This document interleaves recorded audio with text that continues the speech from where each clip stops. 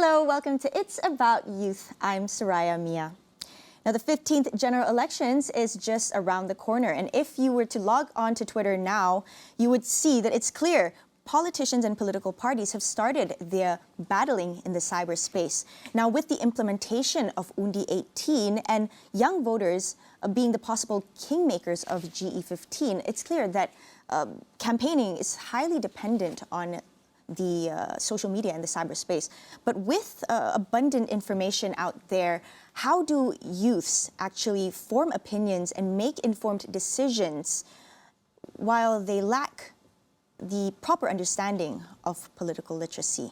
Now, Parliamentary consultant Maha Balakrishnan, hello, thank you so much for joining me on the show today. She will be explaining more deeply about political literacy as well as how it could possibly be expanded in education institutions. Now, Maha, in the previous episode that you were on with us on It's About Youth, you explained the importance of political literacy.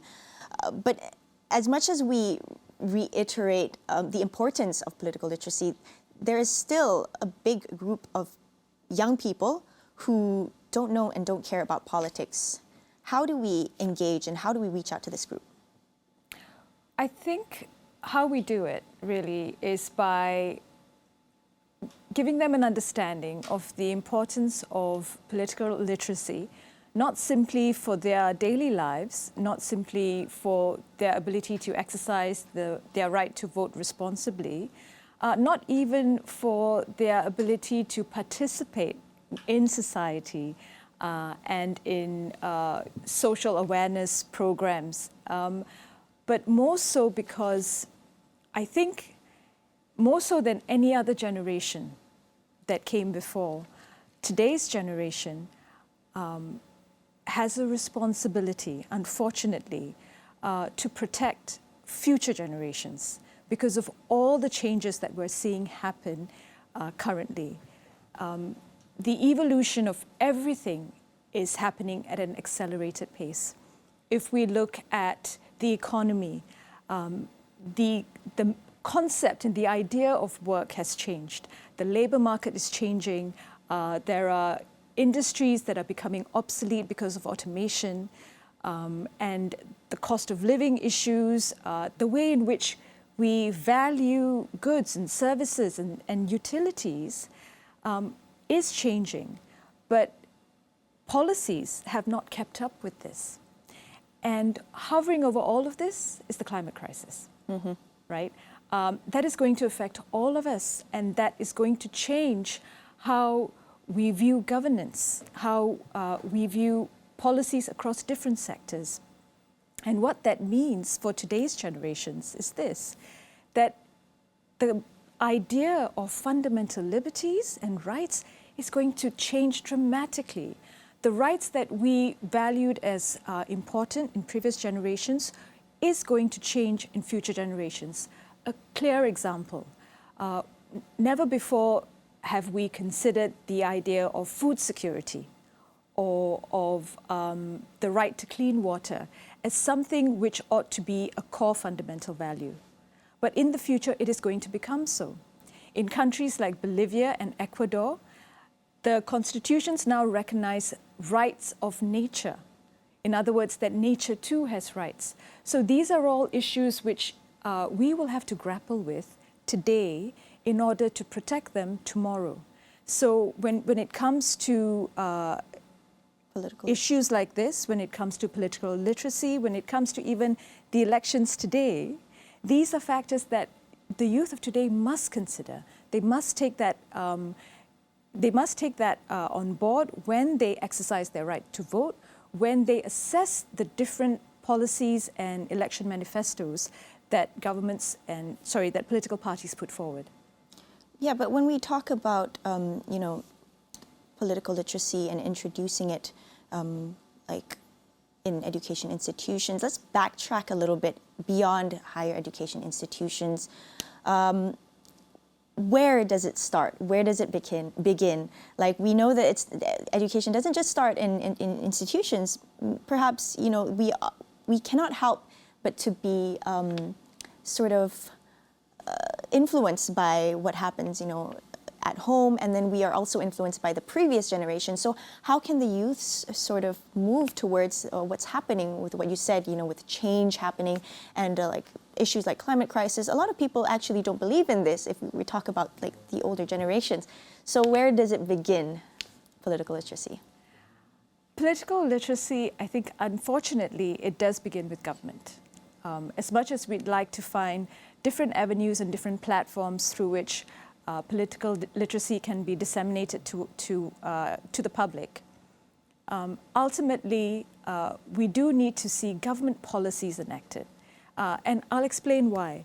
Because when we talk about political literacy, we're not simply talking about where do we deliver it, whether it's in schools or higher education institutions. We are also talking about what are the other impediments that may be in place. For example, are there laws in place which perhaps prevent the discussion of politics or prevent the discussion of societal relationships? So inevitably, whether we look at the delivery partner or the delivery platform being a government institution or a private institution or even social media websites, ultimately the government does bear a responsibility and a high level of control over what can and cannot be discussed in terms of political literature. Mm-hmm. So to discuss further on how we could implement or expand political literacy in higher education institutions or even education institutions, we'll be speaking to former director of UMConsi team, Wong Ling, right after the break. So we're going to head off for a quick break. Stay tuned.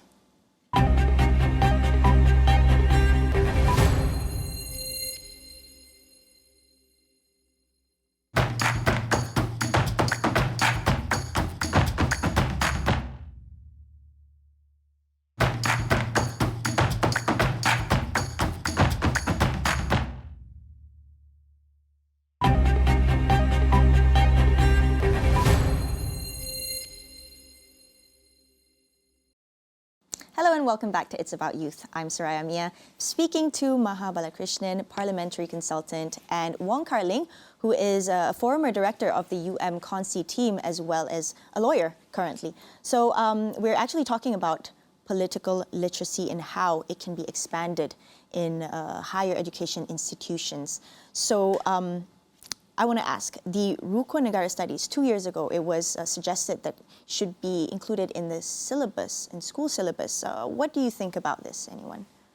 Yeah, I think in my humble opinion, I was actually part of the committee who was reviewing the Rukun Negara and other types of the citizen education alongside with other committees before the next government coming into picture. So basically what we are trying to do is that we wanted to learn from UK, Japan, whereby you will include the citizen education into your syllabus. For instance, they teach the children on how should they do their housework. So basically, it teaches someone to be responsible to your environment. So I believe that the most effective way of increasing the political literacy would be by way of education. So hence, that's why we were proposing back then. But I hope that maybe one day we can revive it again. Mm-hmm. Well, so how could we sort of, like you say, revive it again? What about in higher education institutions? Now we know that the implementation of Undi 18 highly depends on the awareness, of political awareness of the youths and the young people in Malaysia. So how can we expand? What would the best sort of syllabus look like to both of you in higher education institutions? Well, clearly, it's very important for the syllabus to include modules that teach young people how to relate to their environment, how to be better civic partners within society. But we need to go further than that. There has to be education also about the larger political system. Just basic understanding about the issues of nationhood. What is a nation? What is a citizen? What are the rights and obligations of a citizen? What are the powers and duties of a state? And beyond that, what is our role within the region? What is the impact of our history on contemporary politics? And understanding all of that in order to be able, I think, to inform young people to be more responsible citizens, but also so that they understand what the opportunities are within the political process for them to play an effective participatory role? Yeah, I would like to add that back then, when I was a Constituency Director, before the implementation of Only 18 bill, I was the one leading my team to go around my campus to teach people on how should you just register by just going to the nearest post office to register yourself. But as simple as that, a lot of people are not aware that the registration process only maybe take up to 3 minutes. You just have to sign up. But I think what is the real problem is that they don't know about their own rights. They don't really know about their rights under the federal constitution. They are not sure who to vote. Why do they are not sure? Because I believe that maybe most of the time we can't really learn all this from our school. I think that's why we wanted to reform our education by including the citizenship education as well as their basic rights into our syllabus. I think they shouldn't only wait until they enroll into law school, then only having the opportunities to learn about the basic rights. Yeah. So I was asking Maha previously, like, how soon should it start? Even though we're talking about, higher education institutions, how soon do you think it should start introducing political literacy? I think as simple as it is, perhaps we can start by having the road shows. Perhaps the political leaders, you should set up some examples by having the simple policy workshop, which I was part of the Malaysian Public Policy Competition mentor this year. And some of the organizations like ICMS as well as Higher Education Malaysia Association, there are a lot of student organizations out there doing great work whereby they can just host a workshop by just inviting the right stakeholders to teach people what is a policy. So basically right now, if we are talking about the policy, I think before we even know how to make an informed decision, we should understand what is the true meaning of having a right policy. So now talking about syllabus, syllabus of political literacy, who are the bodies that are actually responsible to curate the syllabus, and how do we ensure that there are no biases? Or no, how do we ensure it's accurate and independent? Anyone? Yeah, I should take this question. Okay, sure. In my opinion, 2 years ago, actually we include the stakeholders like Bar Council Committee, where they see in the constitutional and human rights for the relevant parts of the relevant portfolios. And because of their expertise, I believe they can curate the content together with our Ministry of Higher Education as well as the Ministry of Education. The reason why I'm saying so is that I believe that as simple as having the citizenship education, it should start from small. But subsequently, when it comes to your rights and the law as well as the policy, then it should be reformed through Ministry of Higher Education. But these people might not have the right knowledge to even curate the content. Hence, I believe all the experts out there should then start volunteering yourself. Hence, we have people like Maha. What do you think are the gaps in it? If you are aware of, the current syllabus, what do you think? You have anything to say to that? I'm in complete agreement that in developing a syllabus, there has to be a holistic consultation process and feeding in process, simply because the risk with political education is that of politicization. So political education itself can be politicized, right? And that's the danger. That's the danger we face. How do we build a curriculum that is non-partisan, that is not biased, right? And the best way of doing that is, firstly, in my opinion, to keep politicians out of the picture, and that the syllabus should be developed by public servants as well as responsible civil society groups and other stakeholders, including academic experts. And I think the main thing is to have a rigorous and very transparent process of curriculum development. And I would also say this, I think that your earlier question, Saraya, about when we should start it, well, obviously immediately. Yesterday was too late, I think. But the education should be dispensed as maths is or as geography is, Start with the basic concepts at an early age and develop the complexity as a child grows, from primary school into secondary school and from there into tertiary education. I don't think it's wise to start political literacy cold only at tertiary level. A lot of our young people don't go into universities, right? Yeah. Or they choose different paths. So I think basic principles can and should be disseminated even at primary school. I think it's possible, and into secondary education. I definitely agree with that. I mean, like, as you mentioned, it should be disseminated like math. And it's pretty surprising how, we use, or at least I personally use political literacy or the basic understanding of that more than I would even use math in the line of work that I do. And I believe that all Malaysians actually have, or perhaps agree with me, that we don't really use all of the complicated maths, but we do use, or at least, the basic political literacy.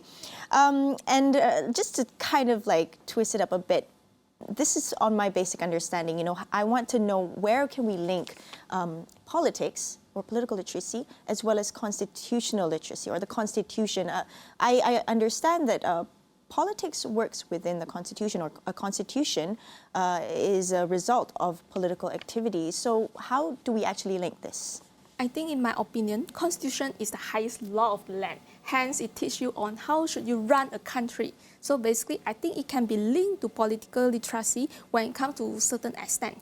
For instance, your right to vote. So in a way, you wanted to educate your citizens to be more literate instead of being having a lot of blind spot on how should you vote, on the election process, and etc. Hence, you should refer to our federal constitution. And sometimes in our federal constitution, it might link to the relevant standing order, for instance, whereby the MPs might have the privilege to speak however they want in the parliament because that's their role. So things like this will be stated clearly in the constitution to teach you on your rights as an MP. Okay? Then it can be linked to political literacy is because eventually political literacy means that the knowledge that you know about the political scene, so that you can make informed decision to choose the right leader to govern the country. So it's intertwined and it's linked in between. What do you think? Yes, a political system of any nation is linked inextricably to its constitution, if it has a written constitution or even an unwritten constitution. But I think what's important to remember is that the Constitution itself obviously is supreme, but only in the sense that it is meant to reflect the political system, right? The agreed upon political system. That is not to say that the Constitution can be changed or amended in a way which removes key components of a political system. So a clear example in Malaysia would be, we have a prime ministerial system, right? A parliamentary system. So there's only one election, right? So we elect members of the Dewan Rakyat, and the Dewan Rakyat, through their ability to, through the mandate of confidence, in a sense signify who the prime minister should be. In a country like the US, there are two forms of election. One for members of Congress, and secondly, the people themselves elect their president. So our political system is concretized as a parliamentary system. Right. Now, similar to like the UK. Precisely. Yeah. Now, can Parliament amend the Constitution to create a dual electoral system where we also elect a president? Possibly not. Possibly not. So yes, the Constitution is supreme, but not always. All right. There is a caveat. There is a caveat to that, and I think they say that it's a basic doctrine. Absolutely. Concept. And so this is something I think that's really important to clarify for the public. So coming back to the question of political literacy, right? So how do you explain that idea, right? Yes, Constitution is supreme, but we also have a particular parliamentary system, right? Do we want to change it? Can we change it? How does that happen, right? So these are the sorts of, I think, understanding and level of depth that I think Malaysians need to understand. Yeah, but before we go too deep, I feel like Malaysians just need to understand the basics of it, and I'm trying to relate it with current situations and the lack of political literacy and how it can impact our everyday lives. Like, I'm sure the both of you have heard earlier this week, there was a lot of conversations about authorities raiding a certain private event, and a lot of people were, taken up to social media, and there was a lot of misinformation, a lot of bantering about basically the law behind it. So I'm sure that the cause of this is because of misinformation. So just quickly, how do we keep it short, and how do we explain to the public on this situation? I think we can do it by having an infographic about your basic rights. For instance, if one day somebody came into your place, you should ask, do you have an arrest warrant? Do you have a search warrant? So I think basic things like this, a lot of people are not aware. So you can easily be, you might feel nervous when somebody, especially when they are from the authority side, you will feel nervous because you are not sure about your rights. So I think we should have more infographics, where I think Why Politics is doing a great job, whereby they spread all the information in the form of infographic. And I think a lot of other organizations are trying to do that as well. But Bar Council is also trying to do that. In fact, they do have the infographic to tell you when the police stop you, what should you do, so that you would ask about the basic things, so that your rights are still protected. So again, I think these are the knowledge that we should try to impart towards our dearest citizens. Unfortunately, we will have to wrap up this show today. I would love to hear more, but perhaps we can, continue our conversation in the next episode. But thank you so much, ladies, for joining us on It's About Youth. My name is Soraya Mia. Thank you for watching, and we'll see you again.